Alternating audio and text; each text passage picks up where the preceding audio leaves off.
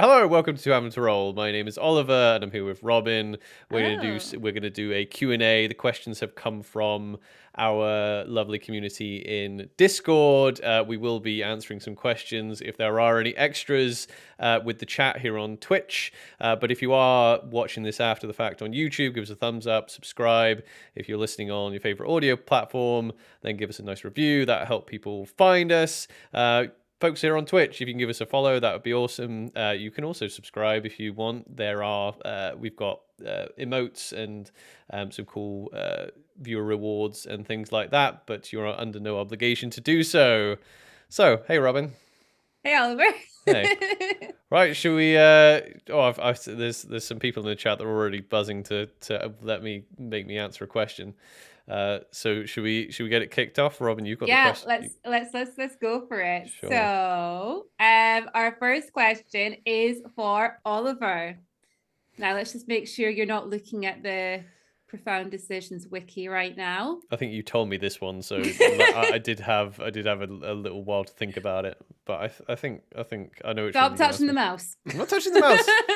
No, just the mouse. So this is for Oliver, and it's for the question is from Phil, otherwise known as Trancred. What are the names of the Dawnish armies, and what can you tell us about them?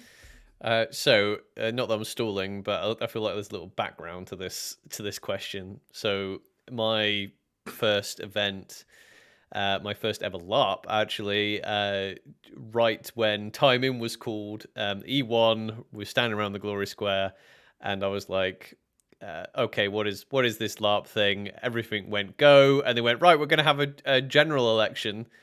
Who wants to step in? And I was like, yeah, sure, why not?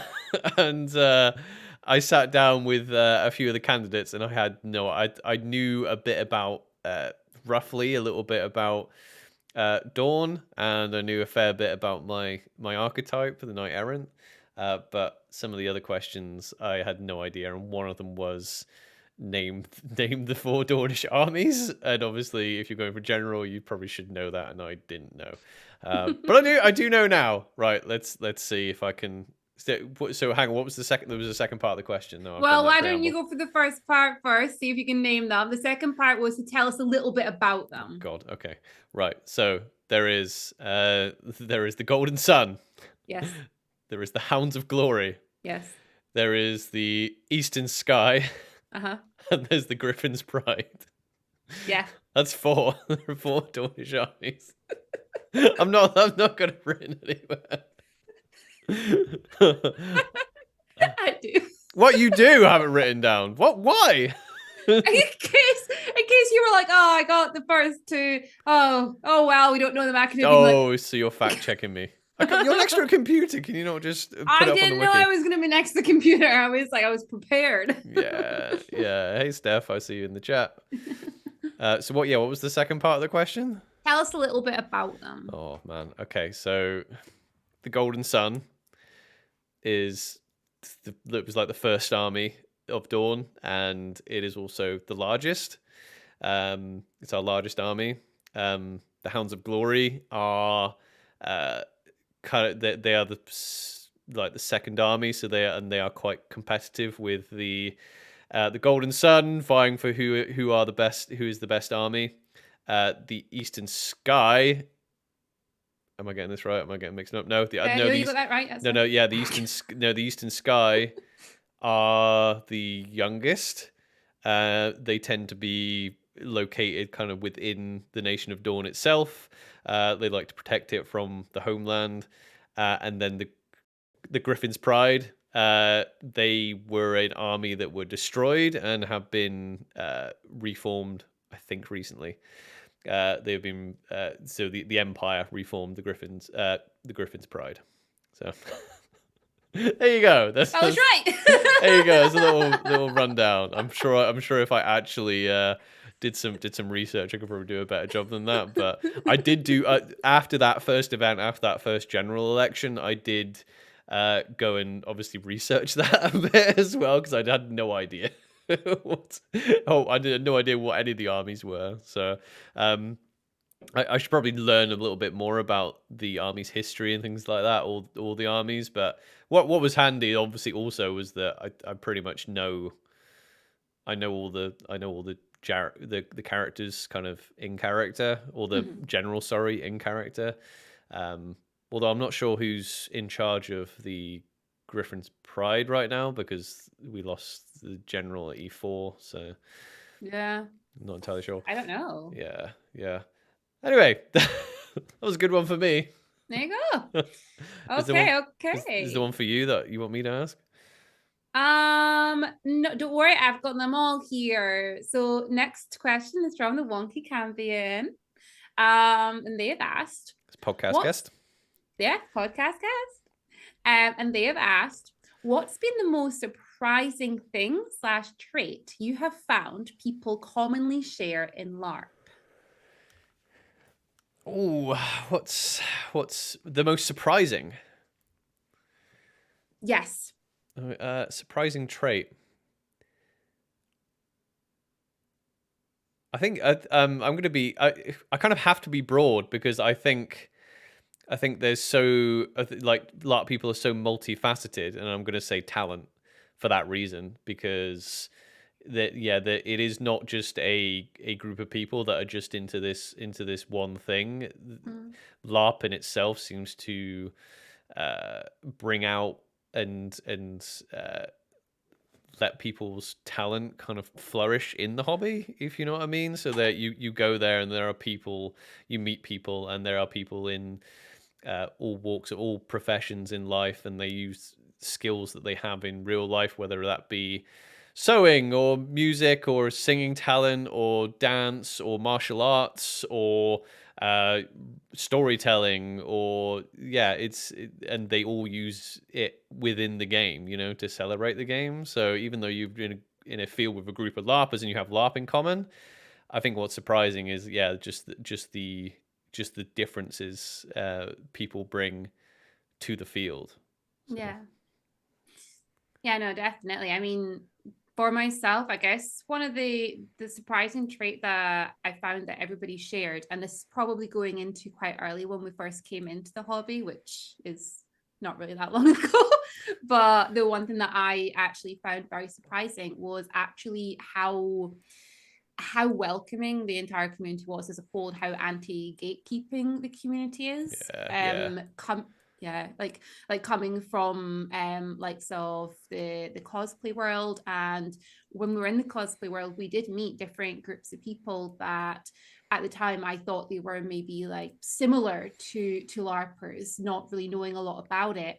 And all these groups that I spoke to were very much like, you can't come and do this unless you have a very particular at that point a very particular level of costuming, and it felt really difficult to kind of get into different groups. So then when we first came to LARP, I had in my head that it would be that similar sort of feel. But every single person that I've spoken to and interacted with out on the field or online have been extremely welcoming and encouraging of people coming into the hobby. And that seems to be a trait that everyone shares, which is very nice. And it's something that did definitely surprise me at first. I just wasn't expecting the community to be like that, if that makes sense. yeah. I think we've alluded to this quite a lot when we've had discussions. That's why I usually like to ask guests, like, was LARP what you thought it was? And a lot of people Mm. seem to share your sentiments there, Robin. Yeah, and it's a weird because it's like trying to say in a roundabout way that they're not that it's surprising that it's welcoming, and it's surprising that it's that it's not gatekeepery, but it's true that is maybe a surprise. Also, yeah, Phil says very impressed with with my rundown. Yeah, I could probably. The thing is, I'm probably not going to go for I'm probably not going to go for general again anytime soon. But yeah, I'll have to make sure I keep brushing up on my knowledge of the uh, the armies of Dawn. Okay, so our next question. Okay, so again in our Discord, this is from Annabelle in our Discord. have their name as Annabelle, so I don't want to go say any other names just in case. I'm looking right at it. Here we go. If you had to rank, oh shit, I meant to do research on this. Okay. If you had to rank, Oh, you mean you were just sat here today looking at the questions coming to me like, aha. I'll wing it. If you had to rank the virtues for each of your character, how would you? Oh, do you want me to go first? I mean, no, I can go first because I know that you've asked about ranking the virtues. I honestly don't think I could figure out how they all fit into RNL, but I can definitely go for the virtues that mean a bit more to her, if that makes sense. So RNL, to start off with, I thought RNL was definitely more inclined towards pride. We did a lot. Oh, take a drink. I definitely had her linked more to pride. I felt that's what would excite her and what fit in better with her as a character. And I honestly didn't even look at any of the others, and I didn't really have any interactions with them until I started playing the game a bit more. And I realized the one that kept popping up was ambition for RNL. I feel really tied to ambition. I feel like it's something that kind of works well with her as a character. Again, when it comes to the virtues, it's something that I've not had a huge amount of game with until very recently. And I mean, like the last player event we did when we did history and virtue, strangely enough. They got me. And I ended up having a lot of quite in-depth conversations with many people about different virtues and it was very interesting. And I ended up spending most of my time speaking to people about pride and ambition. So those two still seem to be very closely tied with RNL. I don't really know how any of the others fit in with her yet. I feel she certainly does show a lot of courage and started to show a bit of prosperity and getting the children of Dawn to make her a lot of money.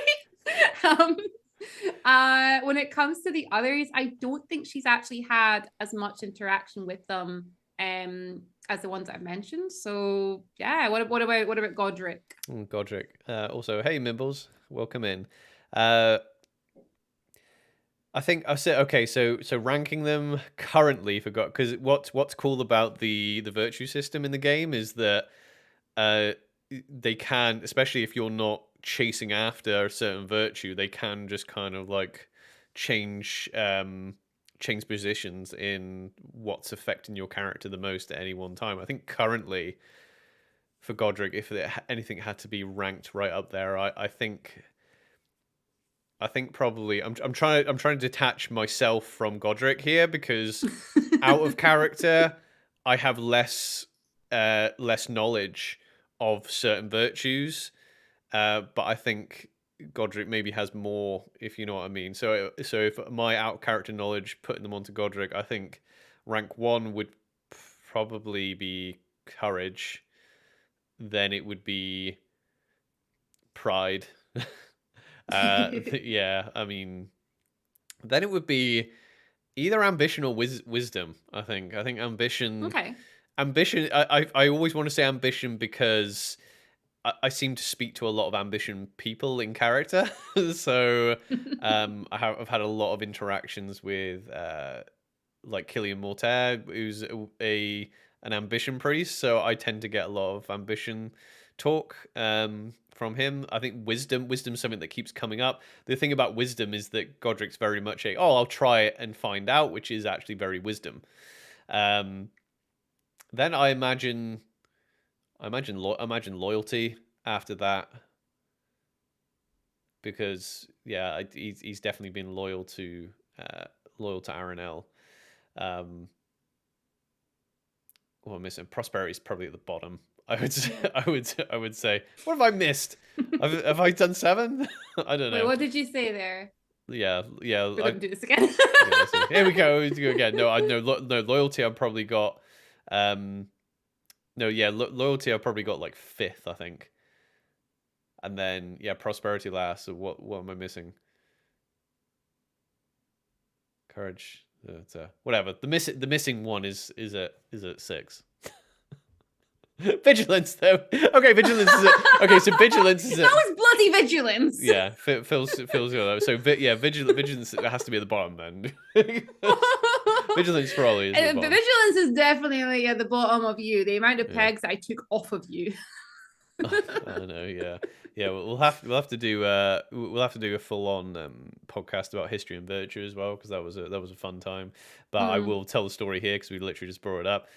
So there was vigilance. The vigilance priests were putting pegs on people at the event, so they were vigilance pegs. So yeah, if you had a peg put on you, you failed the vigilance test. Hey Boba, welcome into the chat. It was a moment when the priest basically walked past you and put a peg on you and carried on walking, and I walked past you and took the peg off you. I'm pretty sure it wasn't a priest, it was a marcher that kept putting the peg on me. Someone else had a peg put on them. There was a lot of pegs going around. Yeah. And then the marcher decided to wind Godric up by trying to put the vigilance pegs on him. Anyway. What's the next question? See. Okay, so our next one is from Kyle, otherwise known as Silas. I'm terrified of.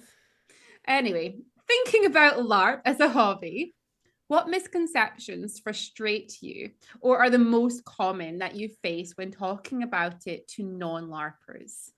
Yeah. Oh yeah, Reese. Wait. Reese in the chat said, "Wait.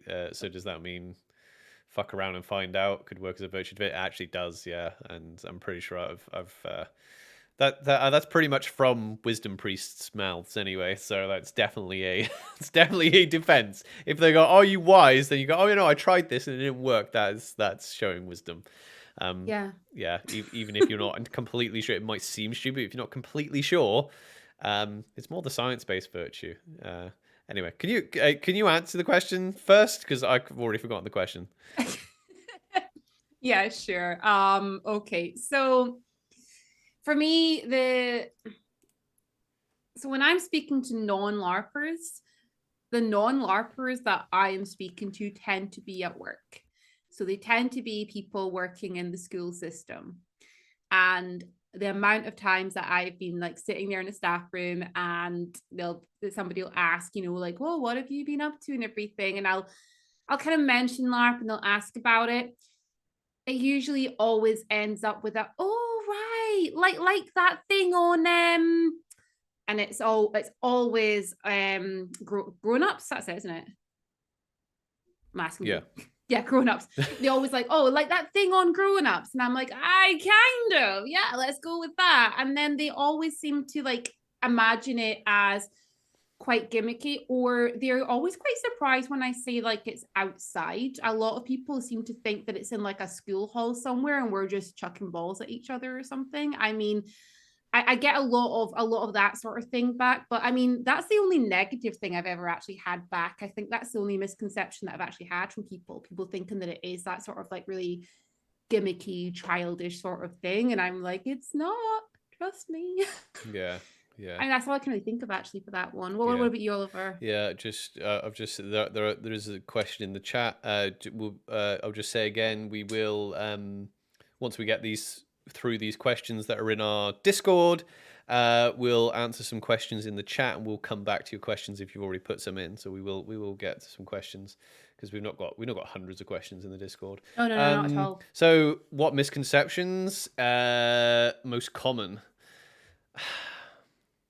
I think, you know what, I don't come up against that many misconceptions. I think at my work everyone's relatively polite. I don't go on about it at work if people ask.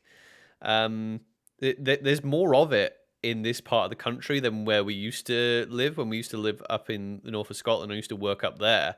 There's not much LARP about, and there's not much reenactment about. So usually, if people have an idea about what reenactment is, you can kind of get them halfway. The misconception about from people who kind of know what it is, and and it's a horrible word, and it's supposed to be a horrible word but it's cringe, right? So Oh everyone, yeah. people go, oh, you sometimes you explain it to someone and they just make that face, and you're just like, it's very difficult to explain to someone that it's not going to be just really cringe, you know.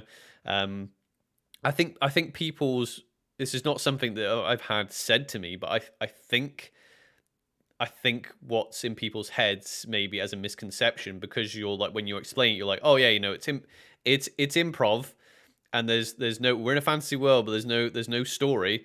It's a game, but there's no story. So yeah, it's like, and you can say it's like D&D if they have any idea what that is. But I think what people think when you say that, they think, oh yeah, like when you've been like dragged on stage on a, like, if there's a stage show that has audience participation and you get dragged on stage, and that can be like a bit awkward and cringe. I think people think that in their head, and they go, oh, Yeah. so it's like that, so I'm expected to just like perform when when I'm not a performer. I think that's maybe a difficult thing to get over.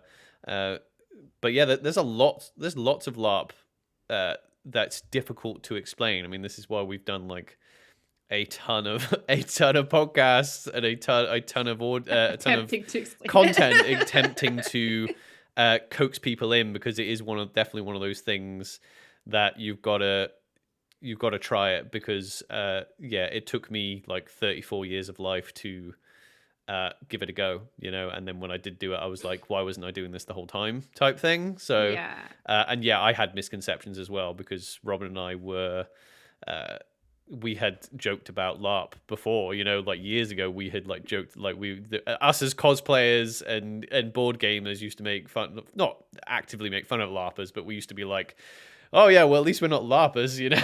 We're not that We're geeky not yet. quite there yet. Oh dear. Sorry, something that Boba's just said in the chat, saying that there's a whole thing about LARP as a teaching tool, and that there is even a school that uses it as a main part of the curriculum. That is absolutely incredible. I actually a student I had, she would have been about 15, 16, had serious issues with confidence, couldn't kind of be out in crowds, really frightened of a lot of people, and would just kind of keep to herself. And I decided to have a little fun with her. And one of the days, instead of her going to do gym class, she came with me instead. I brought in the LARP weapons, took her out to one of the fields, and we basically did some LARP training. And she came out of her shell so much, to the point where after that, she was like walking down the busy corridors, like, whatever, it's fine. I just fought someone with a sword, you know, and I'm like, this is amazing. What you should be doing. This is part of the curriculum, because there's something so confidence building about doing something like that. So I can totally see how that's on a curriculum. Yeah, I think like Matt P had a good insight to this, because he said that like we all read, like, children are just born knowing how to LARP, and then we kind of forget. And yeah, there are many walks of life, like you just said, where it's handy, but we've got you know, we've got friends who are into LARP who are in the armed forces, and that tends to be something they say. They say literally in the armed forces, that entire career almost, especially like in peacetime, is LARPing. it's like you literally LARPing for a living. You know, it's you're role playing out scenarios. Yeah. So our next one is from Steph the Stitch Witch, and Steph has asked, what would be your dream piece of kit if money weren't a factor? Oh, I'm just yeah. Ben in the chat said many people don't think this way, but a murder mystery can be a LARP. Yeah, I think I have actually used that to explain LARP to some people, because some people have said, oh yeah, like a lot of people are aware of like these murder mystery nights and things like that, and it's almost there, you know. Also, Saucefire's in the chat. Yeah. Look at you coming out. Saucefire. You go tattoo. Born to LARP. Yeah. Do it. Yeah, I'm not gonna get a tattoo. Piece of kit. Do you want to take this one first, or? Yeah, sure. My dream piece of kit, it's not really one piece, but I'm gonna put it as one piece. I want a full suit of armor. If money were absolutely no no issue. I would get a full suit of really fancy armor. I want big pauldrons. I want big metal chest piece. I want, you know, I want a whole suit of armor with a really, really fancy commission dress from Steph the Stitch Witch. That coincides with the armor. I basically want a huge, yeah, I want all that. That's what I want. Yeah, I think I'm gonna be. I think I'm gonna be maybe boringly. I'm probably gonna say the same as you. But I'm gonna say the same as you. Yeah, like but not just like a full set of armor, but like a bespoke set of armor. So go to an actual renowned armor smith and spend like a day with them, so they measure it all out, and I can kind of see progress photos and things like that, and just have the full on, a full on European knight plate armor setup. Yeah. That's probably what I would do, because then if you have that, then you can all those different pieces, especially if you're like into LARP, then you can use those pieces like individually and things like that. So like, say for like the Dawn Brief is where, you know, we wear like surcoats and things like that, so you can use the leg armor and you don't have to have the chest plate, or if you want to go off to the marches, you can use the helmet or something like that. So yeah, Steph, nice choice. Yeah, I want to dress too from Steph. There we go, exactly the same. Saucefire says that we're going to get matching tattoos. We're not. It's the rumors you've heard are greatly exaggerated. Listen, so if you got Oliver to get a tattoo, I'd be shocked. You will be the most convincing and persuasive person ever to get him to get a tattoo. Yeah, Sauce has also mentioned he really doesn't like tattoos. So I do. I think is I like art. You know, it's just me having a tattoo is just not for me. Sauce has mentioned airsoft. Yeah, there's a lot of people that have come into LARP through airsoft. Apparently, I haven't actually spoken, but I hear this is a thing that a lot of people will come in via the airsoft community. So yeah, you know, bespoke armor dress. Yeah. Yeah, we would look fantastic in matching dresses. We would. Yeah. Do it. Well, Saucefire, yeah. So Sauce agrees with me on the thing with tattoos. Yeah, I don't know whether I want to commit to loving something forever apart from Robin, obviously. Listen, I like my tattoos, okay? I like your tattoos. They're fine. It's just that, yeah. Your voice went very high there. I don't think you like that. I'm not going to get a tattoo of Robin. No, there's no. I'll look like some MMA fighter. Right. What's the next question? Okay. So let's see. That was Steph. Okay. So now we have Kyle, Silas. What's the one skill you think is an absolute must for new players to try out at least once? One skill. I don't know. I feel like this needs a follow up because I don't know whether it's skill as in,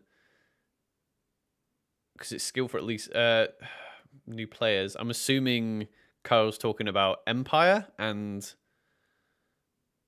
the character skills, or are we talking hard? Or are we talking like hard skills? Oh, I made the assumption it was Empire skill because it's saying that it's for you players to try it at least once, so that would be an Empire skill. Yeah. Well, I mean, does it say Empire? That's where I've read it as. Okay, cool. We'll take it as that then. Do you want me to say this one first? Yeah, go for it. I've got to admit, I don't know many of the skills, so I don't know. So the skills that I've taken are all combat skills. So you don't need the combat skills to try to play combat. So if someone, yeah, this is a difficult one for me to answer because I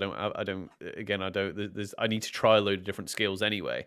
I don't have any like magic. I've never even looked into any magic skills, apothecary skills.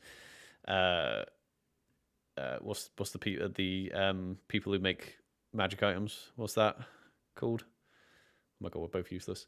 Any of the artisan. any of the physics skills. I haven't really tried any of that stuff. You've got like hero cool healing stuff, right? Yeah. Yeah. What Yeah. would your answer be? My answer, I would actually like to reflect this question back to the community, because as new players, we've only got some limited skills. There's definitely some of the skills I've got that I definitely would encourage new players to take based on the ones that I've got already.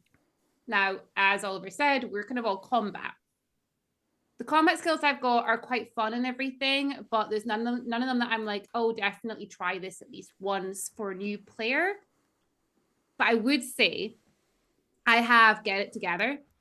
And Get It Together, the way this works is if you are with someone and they've taken a few hits and they're quite low in health, they're quite low in their hit points, you can basically grab them and you tell them to get it together. It's like 5 seconds of role play.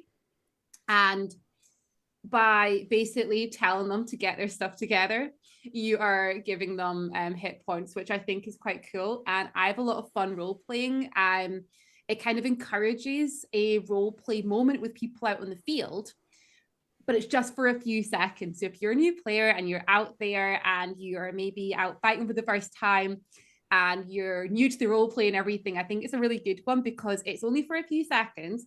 The interaction is usually always positive because you're literally giving someone healing and you're helping them. And usually that creates a nice connection for off the battlefield because you help that person in the battlefield.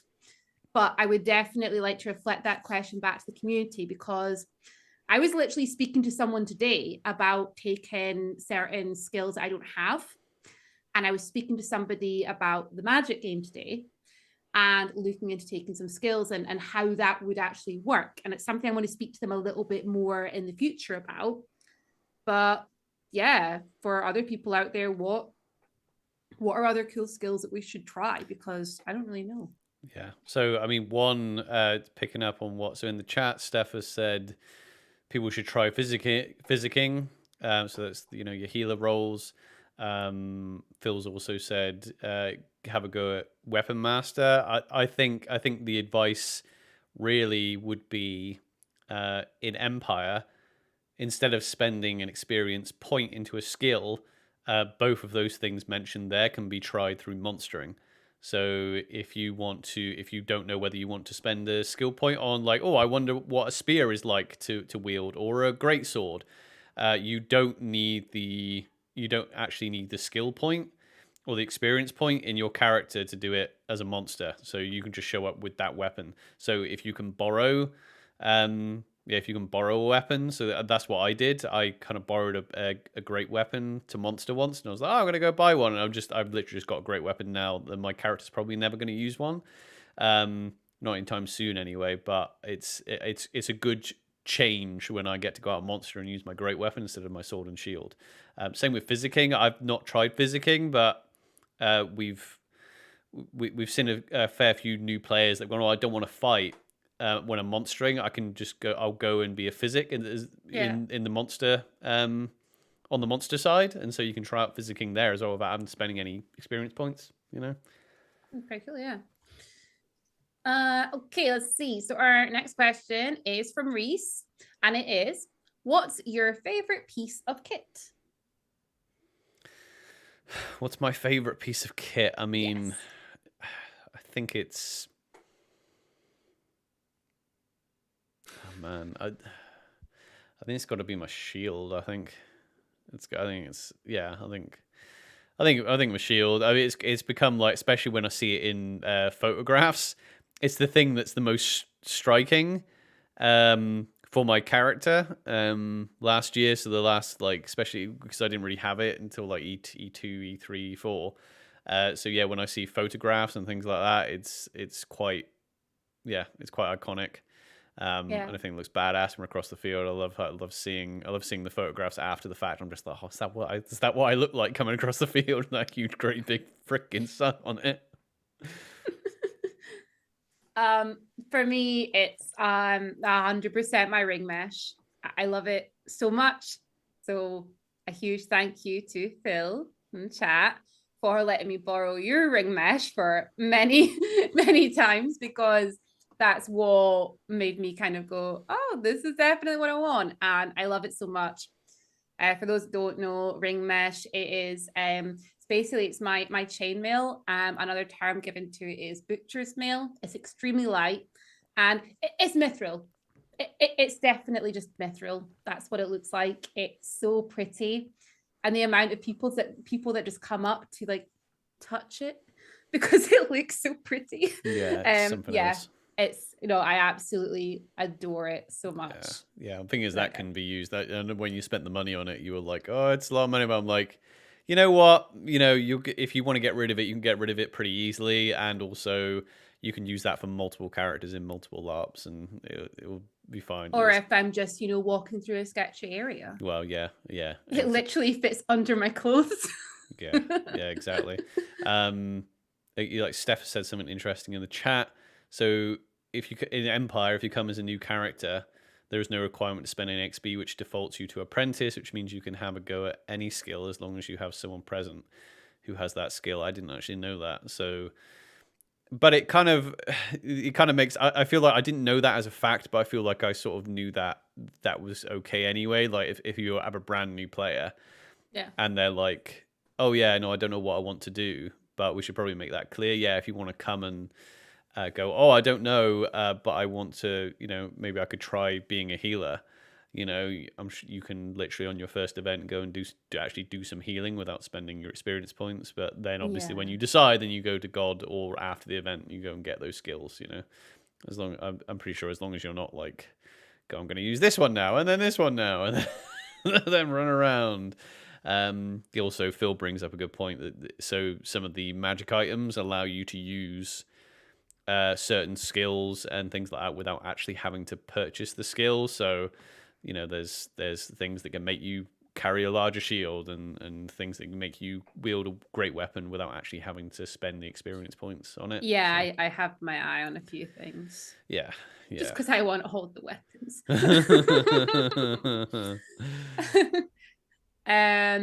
Okay, so our next one here is from AJ in the Discord, and AJ's asked, how did you guys meet, and was it through LARP? Oh, interesting. The second part of the question is easy. No, it wasn't through LARP. We didn't actually meet a year ago. No, we only started LARPing a year ago. Our first LARP was E1 last year. So yeah, no, exactly. Sorry, I'm just copying down one of the questions from the chat there. So how we met a long time I like ago. How I defer to you. I'm just like sitting here quietly. I know. Oh, how did we meet? No, we met through a friend. So I work with horses, and Robin was a client of one of my friends who was an apprentice in the same firm as me. When he left the firm to start his own business, Robin was one of his clients, and we met through him. There's a slightly before that, because I didn't meet you through him.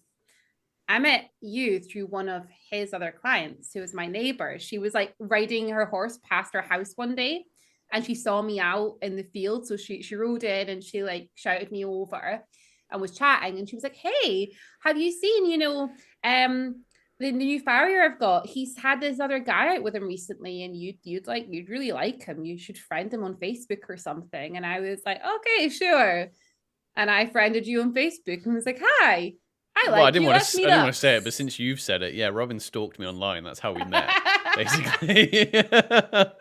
Because I was stalk. I found you and I sent you a message straight away. Yeah, but believe it or not, in my early 20s, I was a very shy person, and so I kind of, to be honest, if no one had ever like just friended me and be like, I like you, I would still probably just be single and. We saw that message, someone's blunt message ever. I like you. We should go meet up. Hi, I like you. This is kind of it. But yeah, we took a while before we were really kind of showed each other who we were when it came to our like geeky side. Like we didn't meet, we didn't share, uh, like because my interests at school, I had like suppressed down, you know. So I used to be into video games and tabletop games and miniatures and things like that at school, and then, uh, yeah, because I didn't want to get judged because I had geek shame, which you shouldn't have. Yeah, I didn't really. I kind of abandoned it a little bit, and then it wasn't until like Rob and I were going out for a little while, and I was just like, oh, I'm gonna get back into this, and oh, I'm gonna. Oh, and you're like, oh, really? I'm like, yeah, and I started playing. Started painting miniatures again, started playing Magic the Gathering again, and then Robin started cosplaying, and I was like, oh, what cosplay? And then I started cosplaying. Then we started playing D&D, and then and now we're just a super nerdy couple, you know. Yeah. So it's been a slow burn when it comes to our Never, shared interests, but never had who you are, people. yeah, exactly. So next question. Also, Steph, I've seen the question you put in the Discord, and we'll get there. Don't worry. Right. Next question. Is from Phil. To each separately, what would be the ideal test of ardor to be set by Lupo/Morgan? Oh, that is a good question. That's a really difficult question. Damn it, that's a good question. Right. Okay. Oh man, I don't think I have an answer for this. Something that involves a competition between us, like against one another, definitely, because we're both quite competitive. I feel like something there, or I don't know. Shit. Well, no, I mean, like, because Phil's test set by Zadkill was absolutely epic. I would like to talk to you, Phil, out of character about that. Actually, like what went into that whole thing, and what information you had, like, out of character. I would actually like to know that. Something I've not told Phil, I don't think. That I used that story because when I was in the Imperial Orc camp, the way that I paid for love stories is they wanted a Dawnish love story, and I stood up and presented your story, your test of ardor, to at that point, well, like 7 Imperial Orcs all sitting there as I told them the story. And they all loved it because it involved the fact that you had to fight your way back. They're like, yes, that proves it, because you had to use strength to get back there and everything. I was like, yeah. Yeah. So that was, yeah. No, yeah, Phil, we'll get you on. It'll be good. It would be a good full circle, because your test of ardor was such a was such a massive event at our first ever LARP, and it kind of set the bar a little bit. So I know we're like dancing around the question a little bit, but the ideal one, I'm not going to say exactly what it would be, but I'm going to say the ideal. I'm going to give you like the ingredients of the ideal one. The ideal test of ardor would be something that would involve our nation, that would involve our friends, that would involve another nation, something that would something that we would need to prove that we've made our name for ourselves in the Empire. So when we first came in as new players and plus new characters, we didn't know anyone. And I would like the test to show that, everybody is invested in our story, and everyone would gather and actually give a shit like what was happening, basically, because that would be like, obviously there are, I have heard there are very intimate tests of ardor and tests of metal that are done behind closed doors, because from my understanding, and Godric's knowledge now, because he was talking to people about tests of metal and tests of ardor. Tests of metal, when Earls give tests of metal, it's usually quite intimate and quite, right, I'll give you the test. It's up to you whether you tell other people about the test or not, but I'm not going to go around and tell the test. Whereas a test of ardor is like, the Earl will be like, right, everybody, this is the test of ardor. So everyone knows. So I would want it to be, big and bold, basically. Yeah. So that would be my ideal. I agree. Actually, I think that would be really cool. The fact that our separate test of metal forced us to, in a way, interact with every nation and make some kind of impact there. And I think it'd be really cool to then like involve them all again. I mean, like, and I don't know. I honestly, I think that Lupo and Morrigan between them would probably come up with something pretty good. And knowing Morrigan, there'd be some really dark wintry magic, you know, chucked in there as well. Like I feel like there could be something really cool there. Yeah, You it know, would have to be like I'm saying have to be now, but I would like it to be something that would have a beginning, middle, and end, because that was a good thing about yeah. Tancred and Mera's one, was the fact that it had like, there was the start, and you know, there was the quest, and then there was like the middle where the hero had the struggle, you know, and then there was the end where they were victorious. So that's the perfect story, you know. So the good thing, the thing about the competition thing, if it was just like Steph's saying about gathering roses, it would literally just be, unless it was something like, oh yeah, you have to go gather some roses from this eternal, and you both have to go, or something like that, and You can each take an army with you, but this army has to only go with one of you. something that would like push us to the limit and then see us through to the other side. I think that would be I think that would be the perfect test of Arda, you know. No, definitely, that would be really cool. Yeah, good question. Yeah, really good question. Yeah. Okay, cries. No. Why didn't the Eagles just take the ring to Mordor? Why this question? Why? Do you actually? Do you actually? Take a drink. I need a drink for this one. I've got no drink left. Do you actually want me to answer this one or not? I have no drink left. Well, do you want to get a drink, and I'll do my best to answer this question. I've got my answer to it, but I'm going to get some drinks. Yeah, well, Saucefire in the chat said the Eagles are proud creatures that don't like being written. So there's many answers to this question. People have like written at length and done videos on this question, and I think Cries is winding me up a bit with the question, but I will answer it.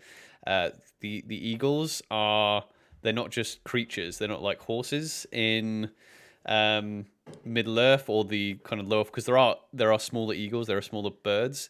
So a bit like the Meras became horses, which are beasts of burden.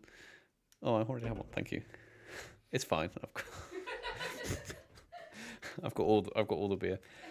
The eagles are a culture in their own right, and even though people say, "Oh yeah, Sam carried Frodo," and he wasn't affected by the evil, that's actually incorrect. Like Sam was very heavily influenced by the evil. So the eagles would have been affected, for a start, by the evil. Also, as Source brings up, they are not. It would almost be like, you know, walking up to Treebeard, which they kind of did, and said, "Hey, well, just give us a lift." Or they might have just gone up to Aragorn and be like, "Why don't you just get the people of Gondor to give us a piggyback to or catapult us to Mount Doom?" The Eagles were very aware how dangerous it was to go near Mount Doom. So yeah, whatever convinced the Eagles to come in at the last minute and fight for Middle Earth. There was probably a lot of stuff going on. Well, there was a lot of stuff going on, and there would have been a decision made by sentient and intelligent a sentient and intelligent culture, not just a load of like trained pigeons, basically. So that's my main reason why they didn't do that. But anyway, next question. Okay, so we have got one more question in the Discord, and then we've got a couple from the chat that I've noted down. So our last one in the Discord, Steph, has asked, who is your favorite Cambion? I feel like this is a trick question. You know who my favorite Cambion is, Steph? It's Killian. Definitely Killian. Yeah. It's not. No. It's not. No, Ion's the best. Cool. Is that all the ones in Discord? Yes, that's everything in Discord. Have you been keeping a track So of them? You then said I've you were got, written them down. yeah, I've got 2 questions from the chat. So if I have missed any out, just let me know. So the first one is from Mimbles TV, and it is, I'm thinking about coming to a LARP. What is the first thing your character should do?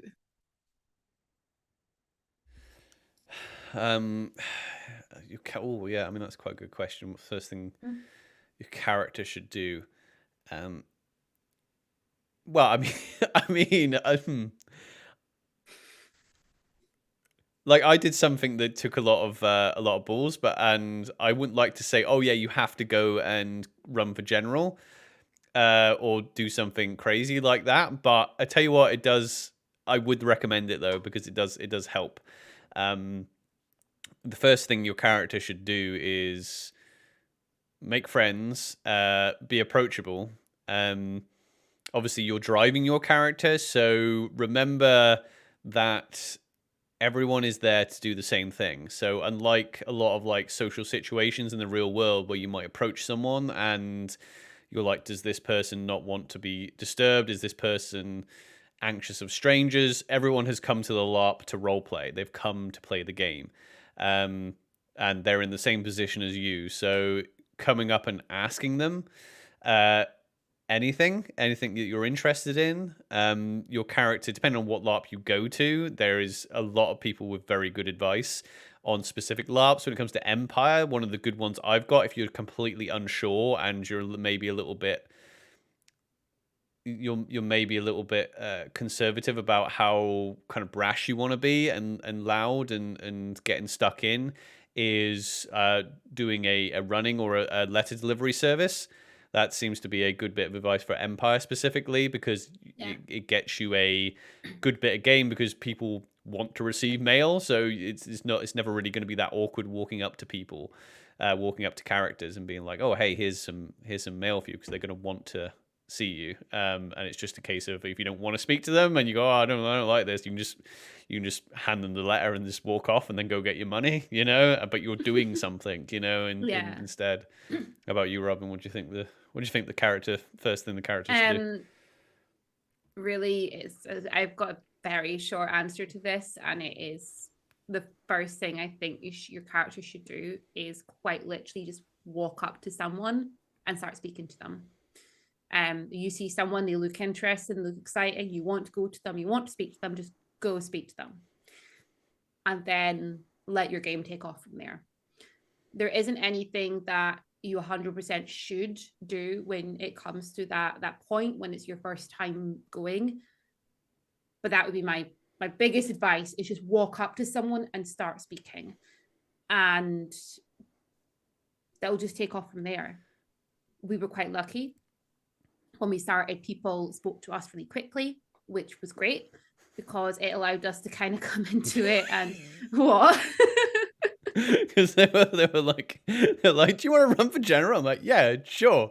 And then afterwards, everyone was like, oh yeah, that was very brave of you. I'm like, was it? Oh, what have I done? Yeah.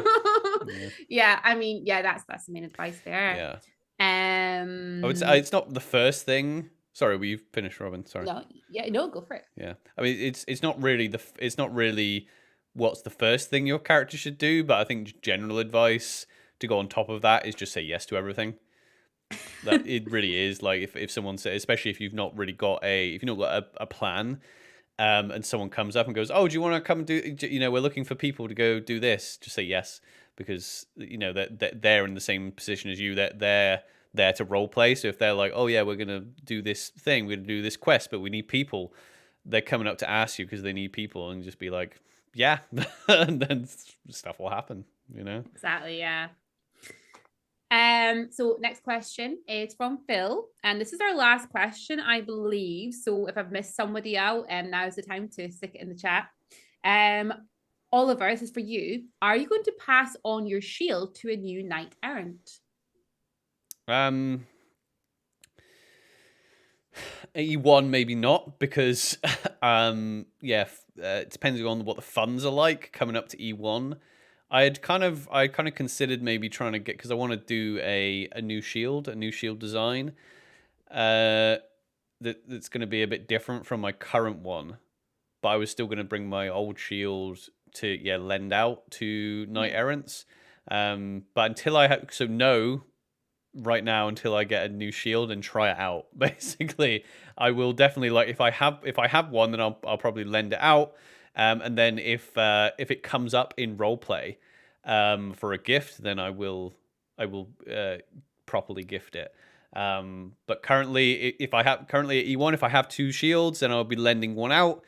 But I won't be giving it away at E1 until I try out my new style.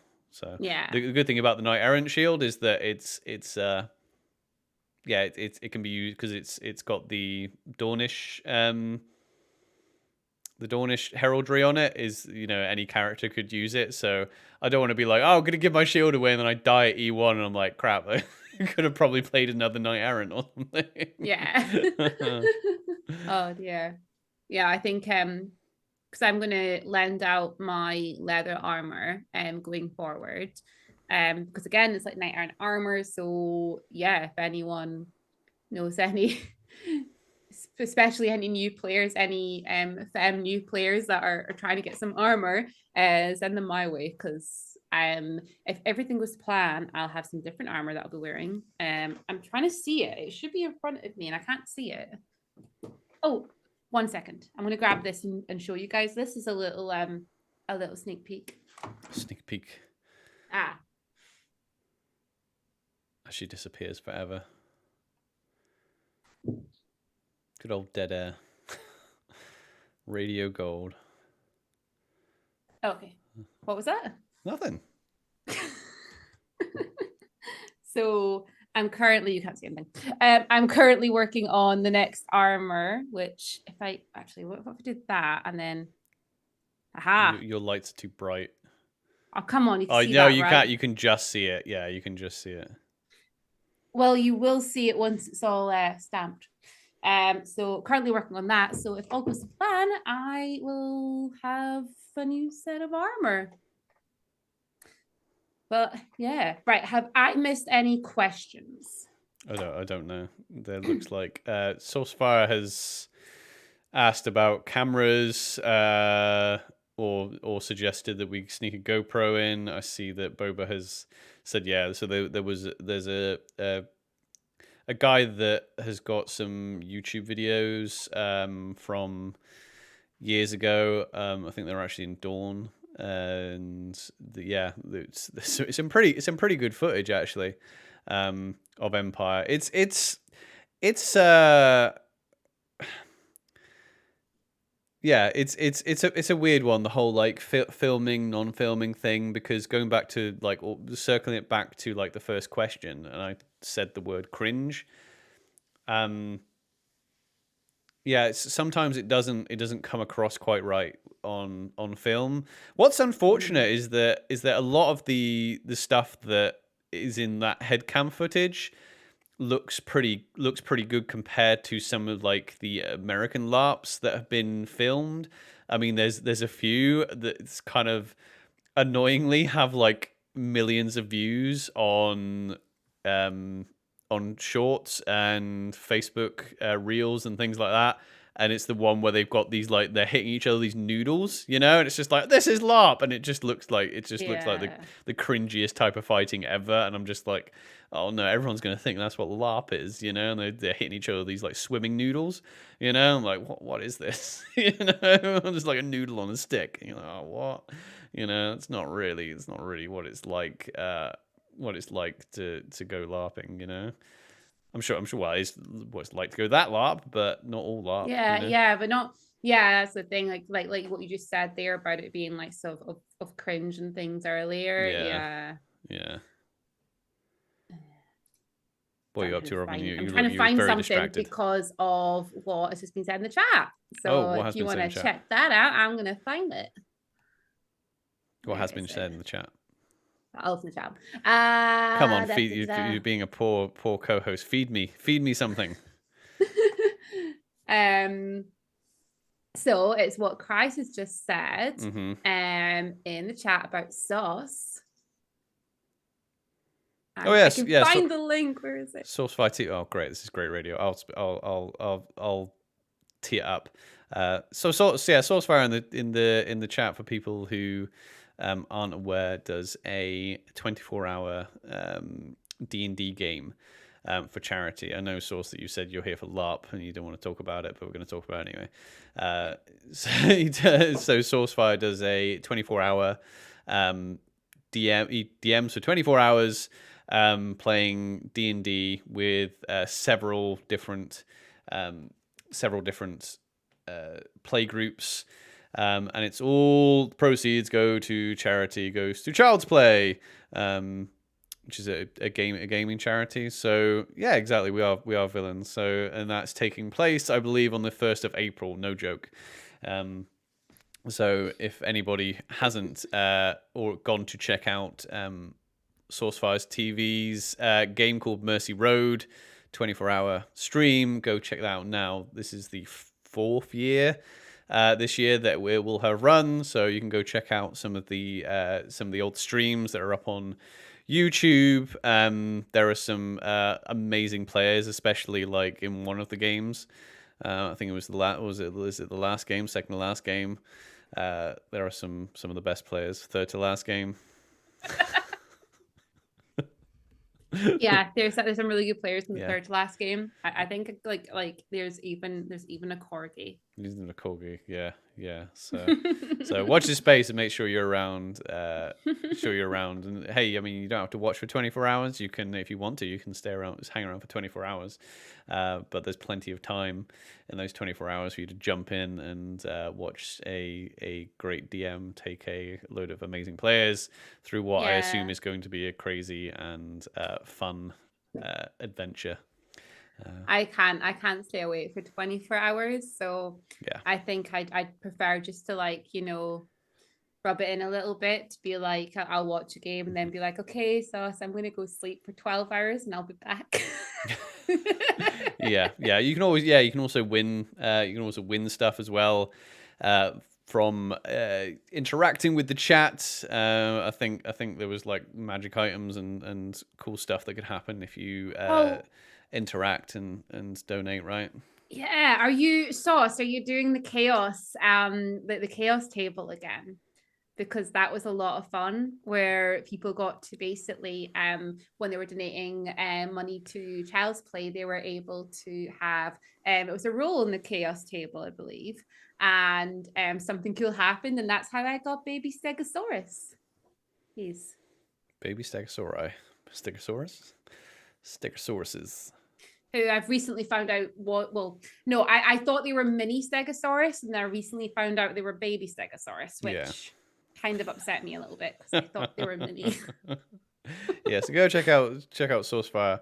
There is going to be a table of chaos. An exorbitant amount of viewers can suggest a wish spell, so a wish spell that'll be interesting for you, Source, especially if it's early, you know. I wish we were back at the beginning of this adventure at hour 23. Let's do it all again. I wish we could do it all again. A Sauce just drops into a pile of energy drink. Oh dear. So I think that's us for. Let me just double check our Discord, make sure I haven't missed any other questions popping in. And no, I have not. So that's us for all of our LARP questions that have come through for tonight. Fantastic. And I think that's covered everything in the chat as well. So yeah, that's us for questions. Unless anybody has any more questions. If you have any more questions, we can still hang around for another 15 minutes or so. If anyone's got any LARP questions or just general questions, as long as it's not more eagle questions from Lord of the Rings. as long as it's not that. We shouldn't generalize them too much. But it's not long now until we are back at Empire. Also we were nominated for an award as well. We are. we haven't. So we posted some stuff yesterday. So our lovely community, you guys, thank you very much.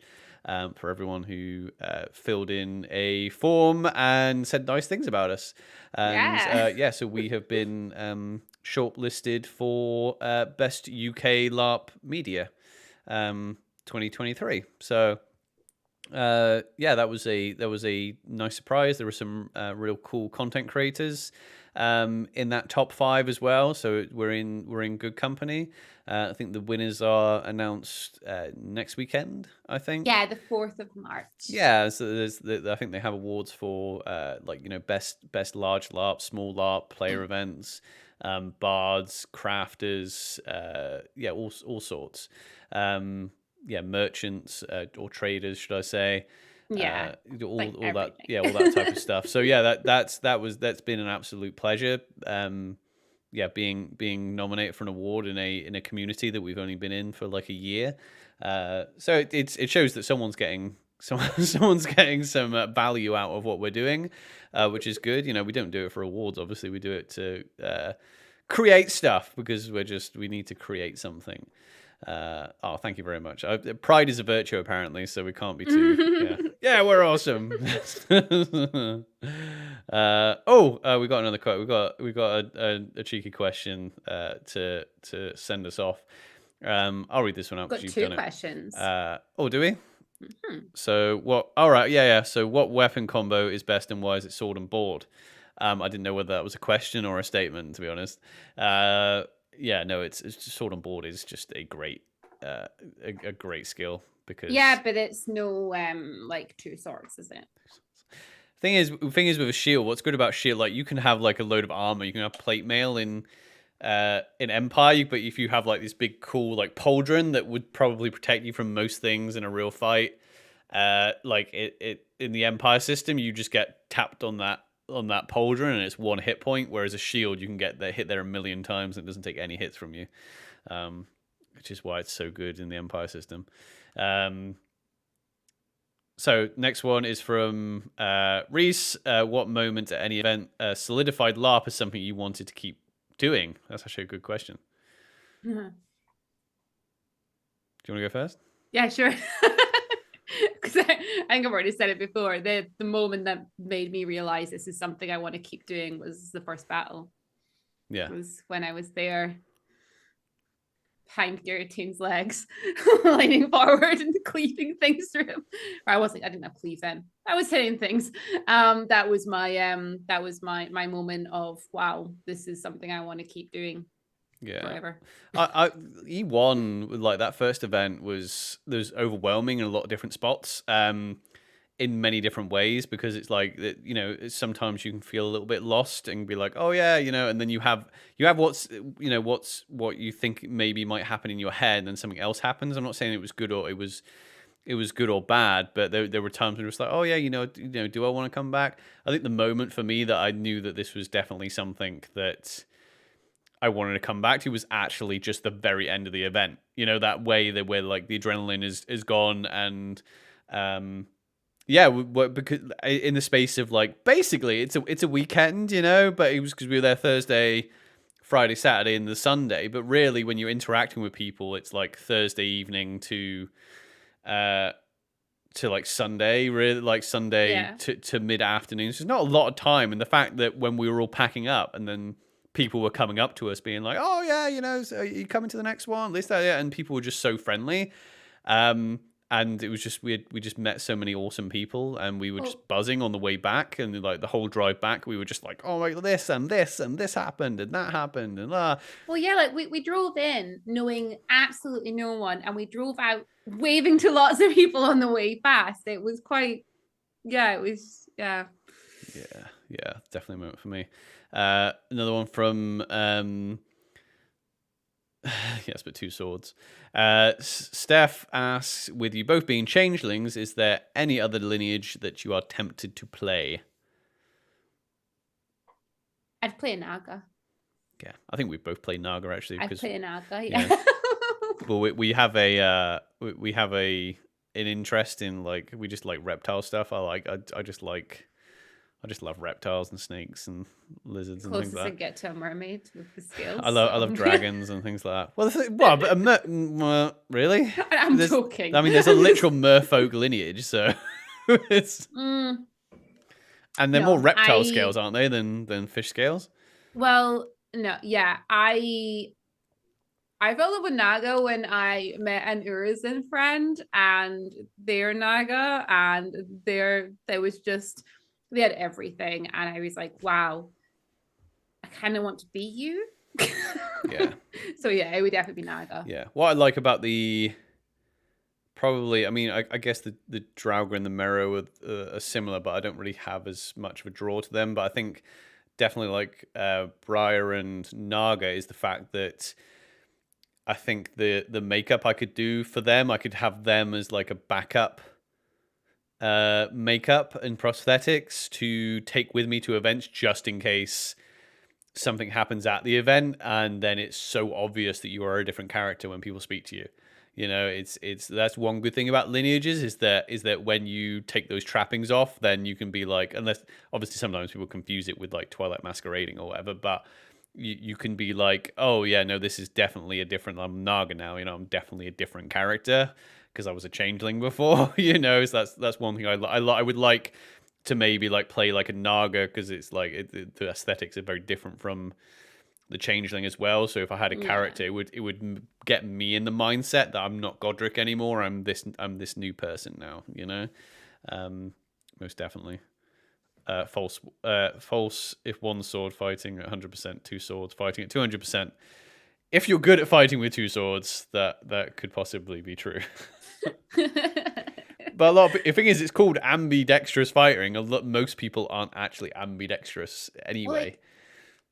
Yeah, like I think that's why I get along so well with it. But the one thing I want to try, I might ask people at E1 if somebody can give me one to borrow. I want to do Ambi in the monstering, but I want to try Ambi with instead of using two swords, I want to play about. So maybe like an axe and a sword, or like a flail and a sword. Whoa, don't go too crazy now. Whoa. Shut up. Whoa, we're going crazy over here. Adding an axe. Shut up, shield and sword.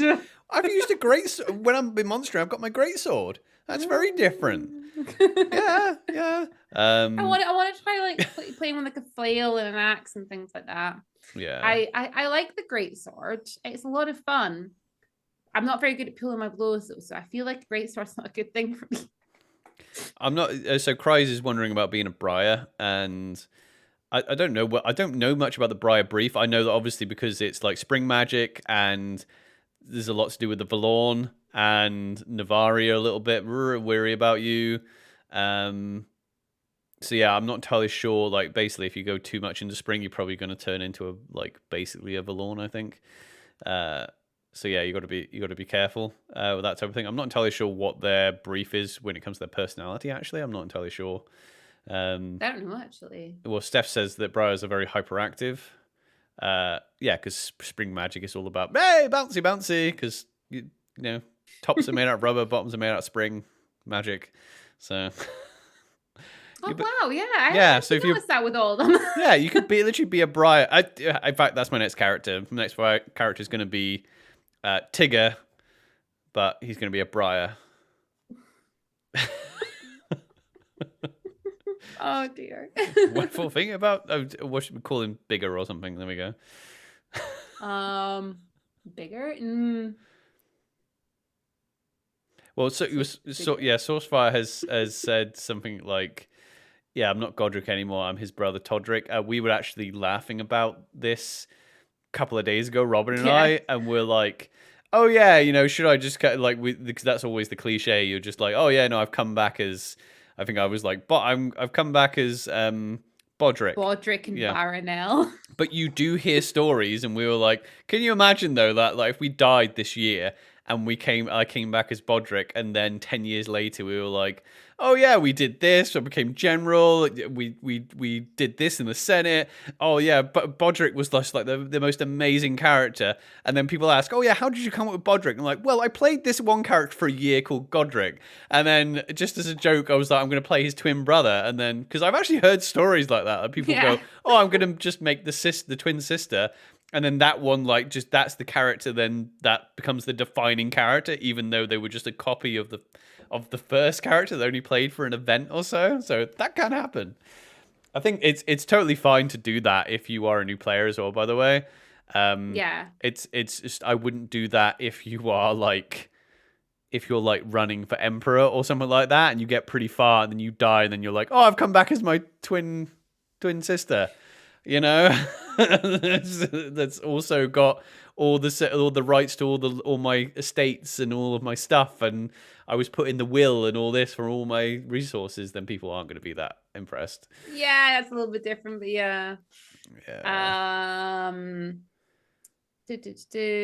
Let me know how big an axe you prefer. I've never used an axe yet, apart from when I was trying out some of the weapons on one of the shops. They gave me like, because I said I want to go ambi, and they gave me like one of the axes that I could go ambi with, and I had a play about, and I was like, this is kind of fun. I'd like to try that. I'd really like to try just like a really big axe though, because I've never done that before. So yeah, if anyone's got one lying around, I'll be really careful with it. Oh, Steph is own. Currently in production. You're coming out to the battlefield next time. Let's do it.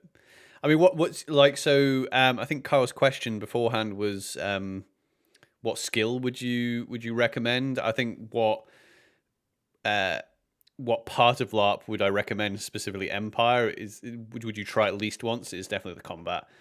Like I would say to people, like it's like it doesn't like you can have a great time at LARPing at Empire with zero combat and never ever do any combat whatsoever, because like the majority of the event is in like that safe zone of Amble.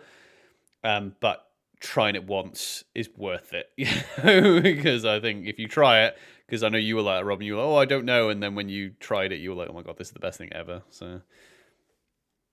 Oh no, it really is. Sorry, I'm getting excited now. I want to try the so Boba said that he has 42 and 24 in axes and 42 flail. I would like to try the flail. The flail, yeah, the flail looks awesome because. Please, can I try the flail? Yeah. Well, I just want to run at someone screaming with a flail. Yeah. Well, someone was talking at one of the events and gave us a long talking character about flails. The good thing with the flails, the latex ones, is that you don't actually have to pull your blows with them, because the physics of it, because it's so soft, then there's no actual like, unless you would like, whip someone across the face, which you shouldn't do. But like basically, if you're hitting someone's like arm or leg or something like that, or their shield, it's very difficult to do a dangerous blow with them. But they look aggressive because they're like, you swing the flail, and it obviously like hits the shield and it makes a massive crack. So sometimes it can sound like people aren't pulling their blows, but it's not actually like, if you were to hit someone with it, you can barely feel it, Yeah. So you can kind of go and look awesome and not actually do any actual harm to anyone. So the flails are fun. That's why I'd want to do it as like when I'm monstering, because I think that looks kind of scary, seeing someone come at you with like a flail. But then it's just the Homer Simpson. Oh, mace you good with the flail. I don't know why I made it really southern there. That was your Homer Simpson accent. Oh, mace you good. Oh, mace you good. I don't think his hair was moving, but he is now. Oh my god. It's a weapon to have fun with, not for fighting or anything. Is on the line. Yeah, I mean it's an interesting one. I think, mind you, like Throne can be a little bit like that as well. That you've got to add it into an arsenal of things. I think having doing ambi with a flail would be quite interesting on the battlefield, because you can use this as. So I would like, because I don't even know what position you fight in, Robin. So like, do you fight with your like lead hand forward, or you stand quite square? I don't really have a lead hand, so Yeah. I tend to fight a certain way for a while, and then I switch around because I don't have one that leads. That's proper ambi. So yeah. Yeah, because I what tend to just screw with them a bit. Yeah, because what I would probably do if it was me, I'd have a flail in my lead hand, somewhat like my left hand, to constantly just find range. You know, so I'd be like flicking it to find the range, and then obviously I would just use my sword or axe in my other hand to actually try and get the hit. That's how I would do it. It would be a little tricky though to kind of get your head around, like having like a sword in one and then like a flail in the other, because it's a very different motion that you're doing. It's almost that patting your head, that's what I and your mean. stomach at the same time. Well, kind of, yeah. But you'd use it as like, if you're kickboxing, you kind of like obviously use your lead hand, which is not your power hand, to like establish range. You're just prodding with it, so you can just like, and obviously it's a way of keeping people at range as well, so you keep them away from you, especially if they're like, oh no, yeah, take a drink. Yeah, I've always fancied doing something with a staff. What's a free section staff? I have fancied having a character that does use a staff. I had a thought that my next character might be like a mage, but I don't know if I could let go of the. I don't know if I can let go of the knight archetype in armor. I struggle to do it in so many other games. I'm like, I don't know if I could do it. Because I spend all day, every day in secondary schools. I need the combat outreach. I really do. Okay. And with that, this is how Robin copes with goes to school. Never say friends. Hello, welcome into the chat. Hey. Welcome into the chat. Right, Robin, do we wanna wrap this up? I think we've answered all the questions. Okay, well, thank you very much for joining us. I'm going to upload this stream up onto YouTube, so you can catch it there. If you haven't caught the entire stream, I'm going to put it on YouTube so you can catch it there. Make sure that you are following on Twitch. You can subscribe on Twitch, although you're under no obligation to do so. You can also give us a thumbs up on YouTube. You can give us a subscribe as well if you haven't subscribed to us over there. Go check out our Discord community, because that's where all the questions came from tonight. We have a real good, nice little collection of people in our Discord community. It's really, we've got some real cool people going on there. We've got some LARP people, we've got D&D people, and we've got cosplay people that have all just come, and it's just this melting pot of just awesomeness in there now, which is awesome. So the link to the Discord is down below if you want to jump in there. Make sure you go follow us everywhere else. I will look and see who we're going to raid. Yeah, let's do a little raid. Okay, so currently looking at my screen, we have we've got the Wolves, we've got Roll For It playing Dungeons and Dragons, we've got Luna Harpy playing Persona 5, we have Agent B Smith playing tabletop roleplay games.